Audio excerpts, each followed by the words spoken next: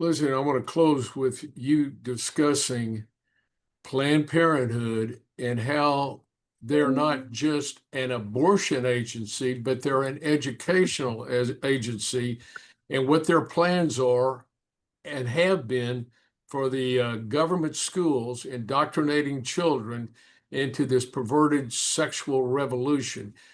Discuss that with us briefly and what they're doing and how they're implementing their agenda. Yeah, Planned Parenthood was never just an abortion organization. They started as a birth control organization. Margaret Sanger actually coined the term birth control. And she focused more on the control side than the birth side of that phrase, birth control. She was all about controlling what kind of races and people should be allowed to have kids. So she was a eugenicist. She was mentored by Havelock Ellis.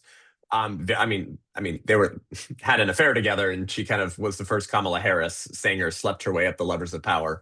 And Havelock Ellis was his mentor and pen pal that coached him on a lot of his writings was Francis Galton. Francis Galton coined the term eugenics, invented that word eugenics, and his cousin was Charles Darwin. So this is sort of the legacy and mantle that Margaret Sanger receives.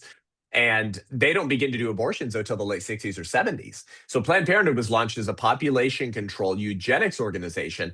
Margaret Sanger once said, she said, birth control does not mean contraception thoughtlessly and indiscriminately practiced. Birth control means the cultivation and release of the better racial elements in our society and the gradual suppression, elimination, and eventual extinction of defective stocks, those human weeds which threaten She was a racist. I mean, which threaten the she wanted. blossoming of the finest flowers of American civilization.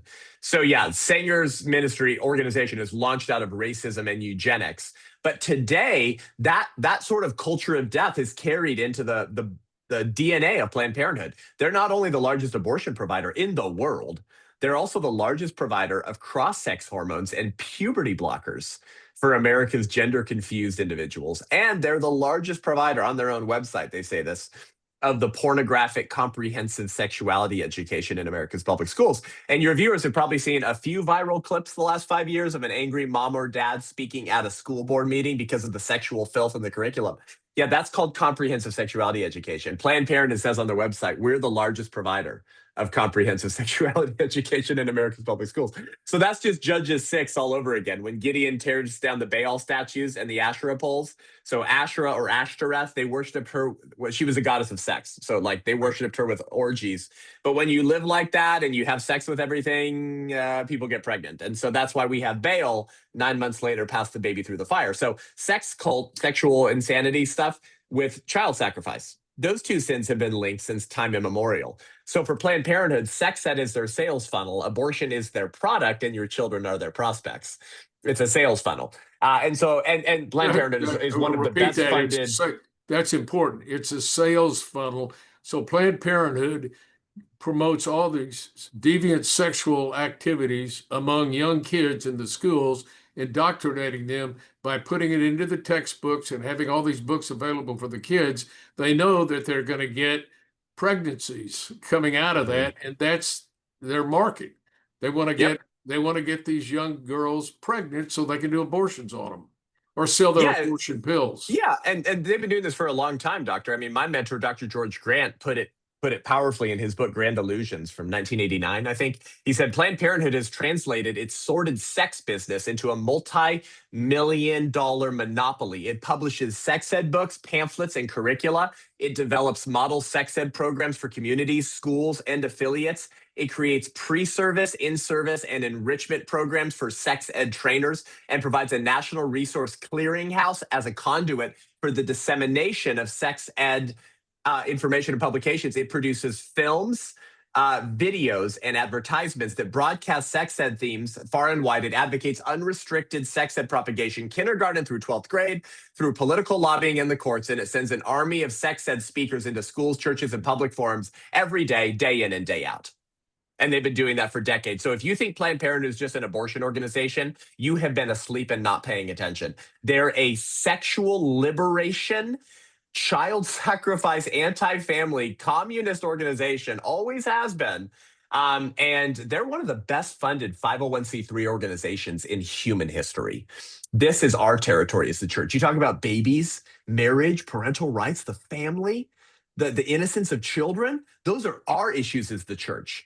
The church has owned marriage, the family, children's rights, innocence, discipleship. Those have been our issues for 1900 years. In the last 100 years or so, the church has sold its birthright for a bowl of porridge because it wanted access to the inner circles. It wanted cultural respectability. It wanted to be like, it wanted to make Jesus, our savior in the gospel, really attractive to what was starting to feel like a post-Christian nation in the first third or half of the 20th century. And we abandoned the true, the good, and the beautiful for the sake of attracting the post-Christian masses. And that's come at great cost, because now evangelism has become an idol. So if the pagans may be attracted to coming visiting your church on a Sunday morning, if you preach the truth on marriage, sexuality, pro-life, and that offends them and they don't come back, then what ends up happening? Pastors end up not proclaiming the full counsel of God on issues that are fundamentally gospel-centered issues, because they just want that top of funnel evangelistic hook to get people interested in Jesus. So we've created a myopic, truncated gospel in order to make Jesus attractive.